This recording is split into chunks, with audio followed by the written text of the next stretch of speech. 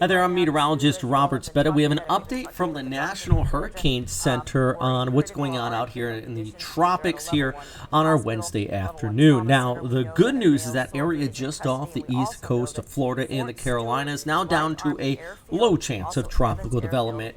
Overall, though, that doesn't really change the forecast for the first coast. That's North Florida and Southeast Georgia, and I'll talk about that in just a moment.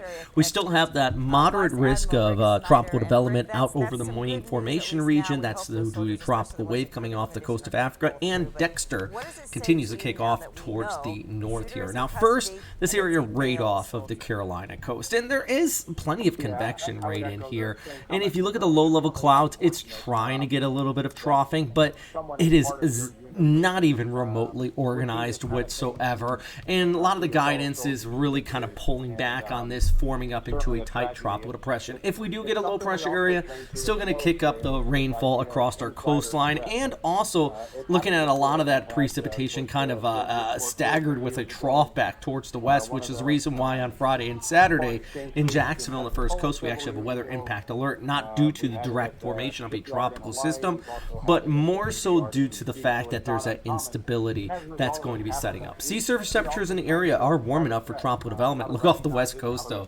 Even got up to 90 degrees in spots. So the point is, there's going to be plenty of instability still associated with this trough, but even if this does develop, or unlikely scenario it does develop, it's going to be moving off towards the north and east. So a low chance of development with that. And here's some of the highlights for Jacksonville and the first coast. Heavy rain as we head into the weekend. There is a flood threat with an elevated rip current risk, but as I mentioned, low risk of an actual storm developing in. If you're worried about a hurricane hitting Jacksonville, it's not going to happen here with that.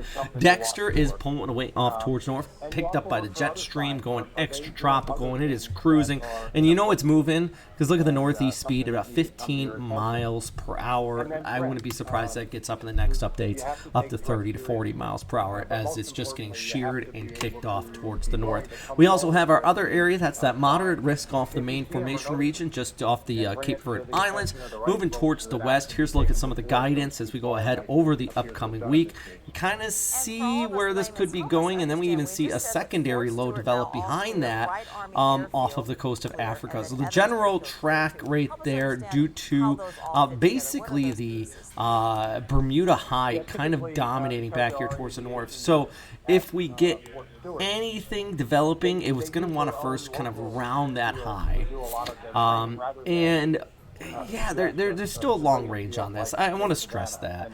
But really, it is that time of year where we are watching the main formation area. And this would only be still another week to 2 weeks out. In fact, I like this graphic. This is from the National Weather Service in Miami because they've just been getting just pounded with so many questions coming from armchair meteorologists that are saying basically, hey, there's a super hurricane coming and hitting the state of Florida. And yes, there has been some long-range guidance indicating that, but you have to remember, things over 300 hours out, it's not accurate. It's not even remotely accurate, especially when we're talking about tropics, and we're talking about an area, a storm, that hasn't even formed yet. You don't have, it's just like the model is just kind of thinking, yeah, something could happen.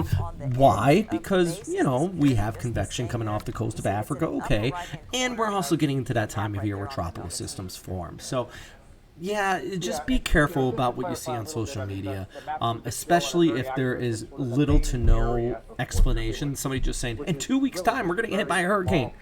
You have to think, okay, guy, chill, relax, and check back in for more information on it. But yeah, we're getting to that time of year where if we do get a storm in late August, it's not going to be a surprise. So we're always going to keep you posted here. But here's just a quick overview of what's happening across the Atlantic here on our Wednesday afternoon. I'm meteorologist Robert Spetta. Check out First Coast News /Hurricane Central for more information.